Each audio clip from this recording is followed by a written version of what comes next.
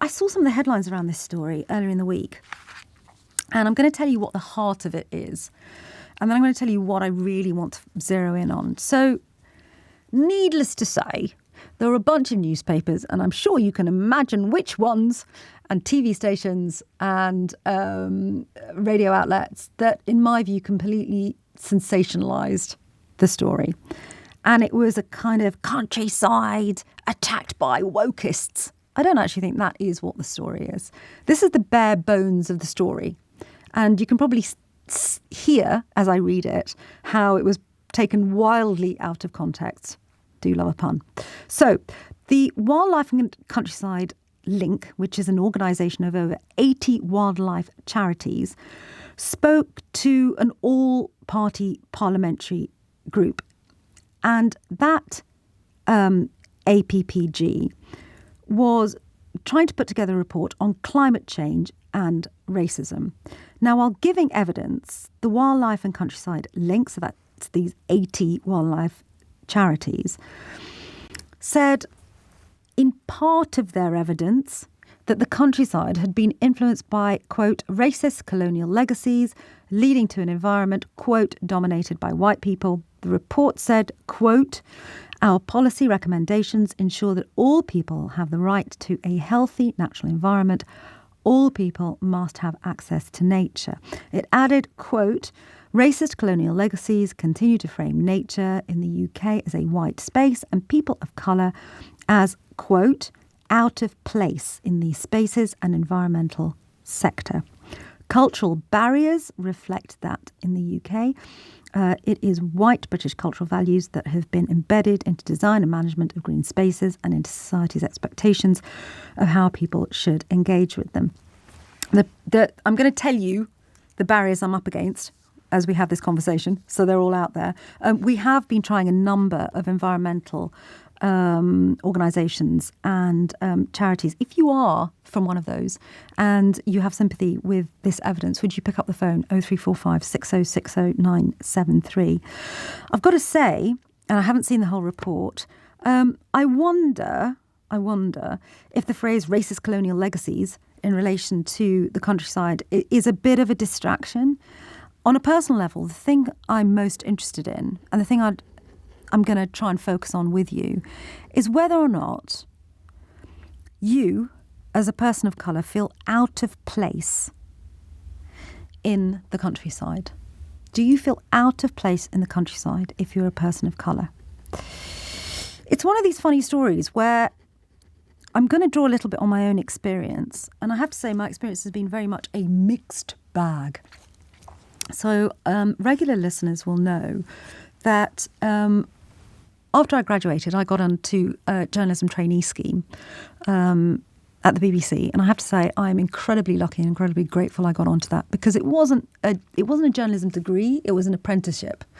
So essentially you were taught how to cut audio and then sent out all over the country to learn how to be a journalist, right? And it was absolutely an old-fashioned apprenticeship. It was in at the deep end with older, wiser heads around you in newsrooms up and down the country. And what I thought was absolutely brilliant about the people that ran the course, and it was a tiny course, there were only 12 of us in an entire year, was that they looked at each person's background and they said to themselves, what environment would this person learn fast and feel very challenged in?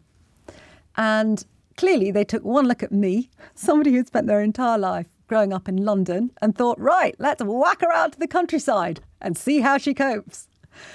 And I've got to say, I look back at that time, which is nearly a quarter of a century ago, and I loved it. I loved it. I feel like I was unbelievably lucky to be aged 21, 22, immersed in a rural environment, having never, ever had that experience. And I'm mining my now decrepit memory for how I felt about it at the time.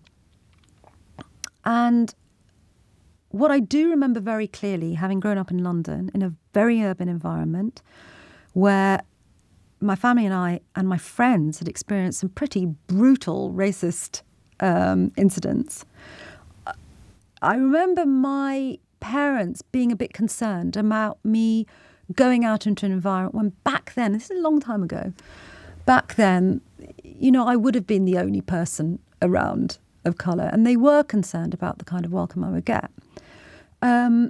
So to the places I ended up living and working, and the great, great joy about local journalism is that you embed yourself in the community and you tell stories about the community itself. And as a radio reporter, you would wander off on your own.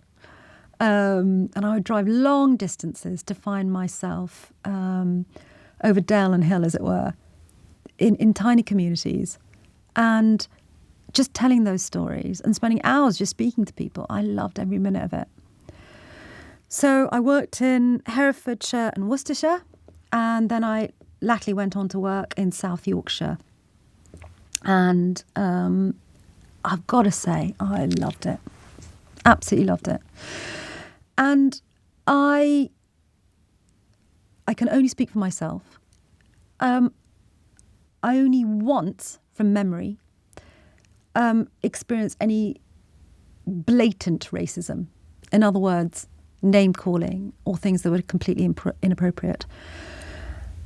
And that incident happened actually in the newsroom. And that was really sad. I've got to say, we sorted out our differences, and the person involved actually occasionally emails me now. He's much older, and we've stayed in touch. And I've got to say, I had brilliant experiences. I have a real love of outdoor space. And if anybody follows me on social media, you'll know that every summer my husband and I try and holiday in the UK. And so we do head off to the countryside, and I love it. And this is going to make people feel very uncomfortable, what I'm going to say next, but I can only be truthful and authentic. Having had a series of very good experiences in the British countryside, things did change around 2016 in the run-up to the referendum and in the years afterwards.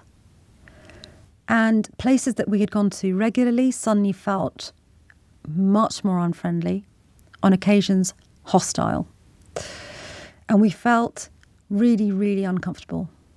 And that was because, I think, of the rhetoric around the referendum and the fact that people who had learned that the things that they believed and would say routinely were no longer acceptable suddenly felt that they were acceptable. And I've got to say, it was a really, really sad time for us. A really sad time for us. My husband grew up in a village in the north of England. So, yeah, it was a turning point. And I can only tell you how I have found things, right? We've continued to holiday in the UK. I think it's important. I think it's important that we learn to see our country at its best. And I do think, parts of Great Britain, particularly in the summertime, unrivaled, really. So it's been kind of a funny journey for us. And this is how politics and rhetoric can really affect somebody's sense of safety. Last summer, we decided we were going to go to the Kent coast for our British summer holiday. And we'd not done that before. And we did that because we've got friends and family there, and we wanted to see their kids that we hadn't seen for a long time. We arrived the first day, and, I have no objection to this. We're in the countryside. We turn up. We were the only non-white family in the hotel. That was fine.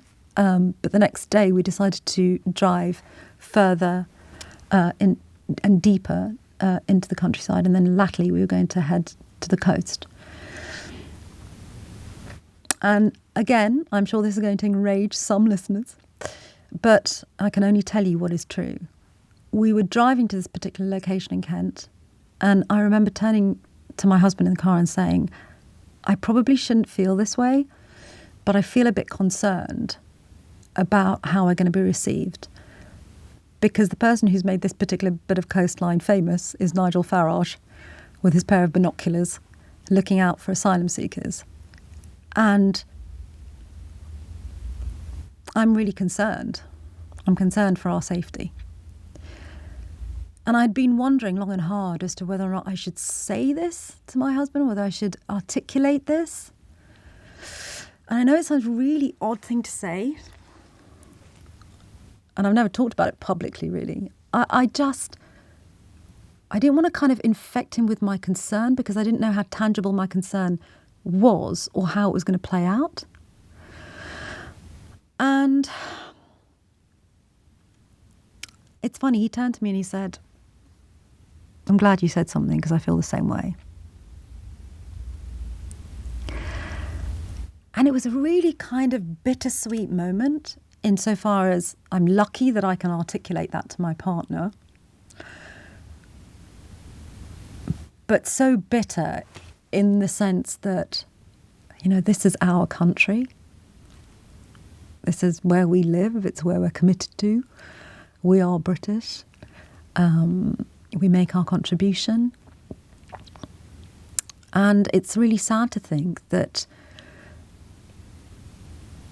there are areas that we have to be concerned about going to. Because it's not that we believe the majority of people in the countryside would feel any hostility towards us. It's not that. It's that it only takes 1, 2, 3, 4 people to really change your experience of somewhere and to make you feel unwelcome and othered and, frankly, unsafe.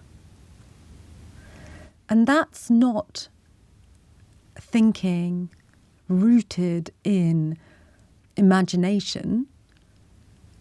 That's thinking rooted in our actual lived experience.